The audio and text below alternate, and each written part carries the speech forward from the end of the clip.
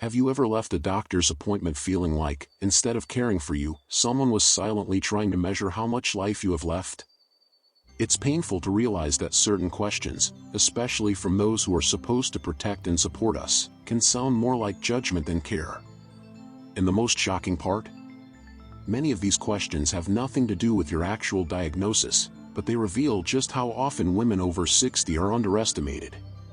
There's a quiet paradox here. We're living longer, staying more active and independent than previous generations, yet we're still questioned as if we're one step away from frailty. It's almost as if every birthday comes stamped with an invisible label saying, your abilities are declining. Not only is that false, it's dangerous, because it chips away at our confidence and can even keep many women from seeking the medical care they truly need. In this video, we're going to talk about 5 questions a doctor should never ask an older woman, but that, sadly, are still asked every single day. The last one is the most uncomfortable. Before we begin, make sure you're subscribed so you won't miss any of our upcoming videos. These questions often reveal more about age bias than about your health. For each one, you'll understand what's behind it, how to respond with confidence, and most importantly, how to turn that awkward moment into a statement of strength and independence. Get ready, some of these questions may sound familiar, maybe even painfully familiar. But once you recognize them, you'll see that how you respond can change everything. And by the end, you'll realize that if you've faced one or more of these situations, it doesn't mean you're losing something. It means you have a unique opportunity to prove that you are, and have always been, fully in the game of life. Question number 1. Do you remember what you ate yesterday? This might sound like a harmless memory check, but when it's asked without explanation, it can feel like a subtle doubt about your mental clarity. For many women, especially those proud of keeping their minds sharp, this can be a real blow to the ego. It carries the weight of the old stigma that aging equals losing mental sharpness, and when delivered bluntly, it can be just as hurtful as it is unfair. Memory isn't a switch that simply shuts off, it's shaped by habits, stimulation, and life experiences. Remembering small details, like what was served at your last meal, is linked to important cognitive functions, but it's not the only, or even the best, measure of mental health. Research from the University of California, San Francisco shows that people who stay socially and intellectually engaged have more cognitive reserve to make up for occasional memory slips. That means a momentary forgetfulness doesn't define your ability to think clearly, make decisions, or live independently. But when a doctor uses this as their first question, the effect can feel more intimidating than helpful.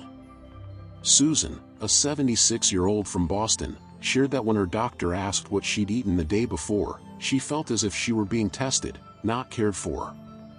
I felt like a student caught off guard by a surprise quiz, she said. She actually remembered her dinner perfectly well, but felt so nervous in the moment that she hesitated to answer. That tension turned what should have been a supportive conversation into something uncomfortable and discouraging. What Susan really needed wasn't a pop quiz, it was an honest discussion about how to keep her mind active and healthy. When asked with empathy, this question can lead to helpful discussions about nutrition, lifestyle habits, and ways to keep the brain stimulated. But when dropped into the conversation without context, it often creates nothing but insecurity and fear. It's like your body saying, I'm here, I'm working, but I need encouragement, not suspicion. And that's the real difference between good medical care and an experience that can quietly shake a patient's confidence. Question number 2. Do you still live alone? At first glance, this question might sound harmless, but for many women over 60, it carries a heavy weight. When asked without context, it can feel like a challenge to your ability to take care of yourself. Instead of genuinely seeking to understand your routine or offer support, some doctors end up sending the message that living alone is automatically risky or a sign of weakness. And for women who have built a lifetime of independence, hearing this can feel like having decades of strength and autonomy erased in seconds. The truth is, living alone at this stage of life can often be a sign of health, emotional balance, and mental strength. It means you're still managing your home, your finances, and your choices. According to the American Psychological Association, maintaining autonomy is directly linked to better cognitive and emotional health in later years. But when this question is asked with a tone of doubt or suspicion, it loses the chance to spark a constructive conversation and instead becomes a subtle way of underestimating you. Take Elaine, 68, from Dallas. When she answered yes to this question, her doctor immediately suggested she think about moving in with family for safety. Elaine felt invisible, as if her story and achievements didn't matter. She keeps a busy routine, participates in community groups, and single-handedly maintains a large garden in her backyard. Living alone doesn't mean being alone, she said with a proud sparkle in her eyes. And that's exactly the perspective that needs to be heard and respected. When asked carelessly, this question ignores that, for many women, home is a symbol of freedom hard-earned over a lifetime. It's as if the question suggests that independence has an expiration date. In reality, every story is unique, and living alone can be both a choice and living proof that life is still full of possibilities. And that brings us to another, even more personal question, that far too many professionals still insist on asking. Question number 3. Do you still drive? When asked without care, this question can carry more judgment than genuine concern. For many women, driving is not just a way to get from one place to another, it's a symbol of freedom, independence, and control over one's life. When a doctor asks, "Do you still drive?" without explaining the reason, it can feel like they're searching for a reason to limit that autonomy.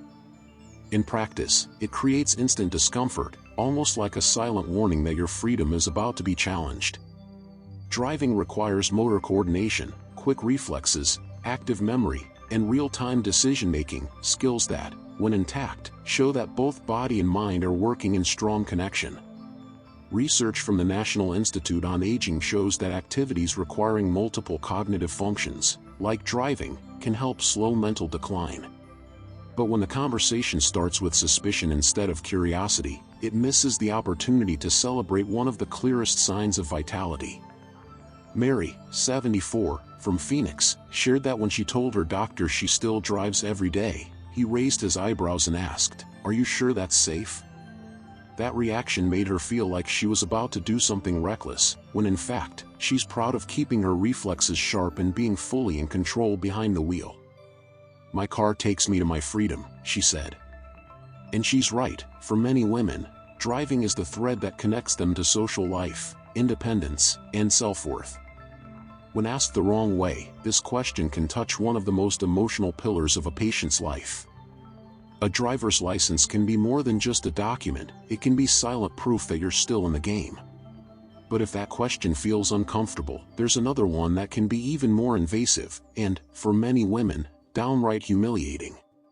If you're still watching and finding value in this information, please take a moment to comment your name and the city you're from below. And if you haven't subscribed to our channel yet, please do, leave a like and turn on notifications so you won't miss any of our upcoming videos. Your support helps us keep creating inspiring, empowering content just for you. Question number 4. Are you afraid of falling? When asked bluntly and without context, this question can sound like an early sentence of fragility. For many women, especially those over 60, it plants the idea that the body is about to fail, even when there's no real sign of it. While fall prevention is a serious topic, treating it like an inevitable label undermines confidence and creates fear where there was once peace of mind. It's as if, upon hearing this question, your brain begins to doubt something that was working perfectly well until that moment. Physical balance is much more than standing without falling. It involves muscle strength, coordination, vision, hearing, and even mental confidence. According to Harvard Medical School research, self-confidence is one of the most important factors in preventing falls because it directly impacts posture and movement. In other words, a poorly worded question can ironically increase fear, and fear, in turn, can raise the actual risk. Take Linda, 70, from Denver. During a checkup, her doctor asked if she was afraid of falling. Linda said no, but in the weeks that followed, she began second-guessing every step she took. "It was like he planted a seed of doubt in my mind," she said. Before that, she walked with confidence. Afterwards, she avoided certain streets and began feeling less secure. This shows just how powerful words can be, especially when they come from a healthcare professional. When this question is asked without care, it shifts focus away from what truly matters, encouraging and guiding habits that strengthen balance and safety. Instead of saying, "Your body is strong, let's keep it that way," the message becomes, "You're about to fall, get ready." And if that can have such a powerful impact, imagine what happens when the next question puts even your memory and mental clarity into doubt. Question number 5. Are you still sexually active? Few things are as uncomfortable as hearing this from a doctor, especially when it comes out cold and without context. Many women between 60 and 85 say that when asked this way, they don't feel seen as whole people, but reduced to just one aspect of life. When asked without sensitivity, this question can convey judgment and even reinforce stereotypes about aging and sexuality. The problem isn't discussing intimate health, it's how and when it's brought up. Sadly, too many doctors still overlook the emotional weight behind these words. Sexuality is a natural part of life at any age. But when it's treated as a normalcy test for older women, it stops being a health discussion and becomes an invasion of privacy. This reveals just how much bias still exists in the way society views female aging. In practice, a poorly delivered question can cause embarrassment, anxiety, and even drive a patient away from future visits. And no matter how the body changes, respect should remain unchanged. Martha, 72, from Ohio, recalls a routine visit when her doctor blurted out this question without any explanation. She froze, unsure how to respond, and spent the rest of the appointment feeling ashamed. "It felt like he was testing my worth as a woman," she said. That experience made her realize that often, it's not the question itself that hurts, but the way it's asked. Aging doesn't diminish our dignity, and dignity must be preserved in every interaction. Studies show that conversations about intimate health should be handled with sensitivity and respect, taking into account the patient's history and personality. It's as if both the body and the heart are saying, "Talk to me, don't interrogate me." Every medical appointment is an opportunity to build trust, not break it. And when a doctor fails to do this, it's a reminder that we must stay alert, because other, even more delicate, questions may follow. If there's one thing this video has made clear, it's that aging is not a path of loss, but of affirmation. Every decade brings not only stories, but proof that you can reinvent yourself, adapt, and keep achieving. And even if some questions try to dim your light, the truth is that your experience, strength, and independence are rare treasures that only time can refine. Recognizing these situations isn't a reason to feel fear, it's a reason to feel pride. It means you are aware of your worth and your voice. It means you are ready to defend your dignity in any space, whether in a doctor's office or in daily life with your family. And that courage is something no age can take away. The most inspiring part is knowing that, even when faced with insensitive remarks, you can turn the moment into a lesson. You can respond firmly, demand respect, and still create space for others to see the power in a woman who has lived, learned, and continues to dream. Your story isn't over, it's being written now, on pages full of possibilities. Aging well isn't a privilege for a few, it's the result of daily choices and a quiet commitment to yourself. It's looking in the mirror and seeing not just what has changed, but everything that has remained, your essence, your determination, your spark. And if anyone tries to measure your worth with the wrong questions, remember, you are not defined by someone else's doubts, but by the certainty of who you are.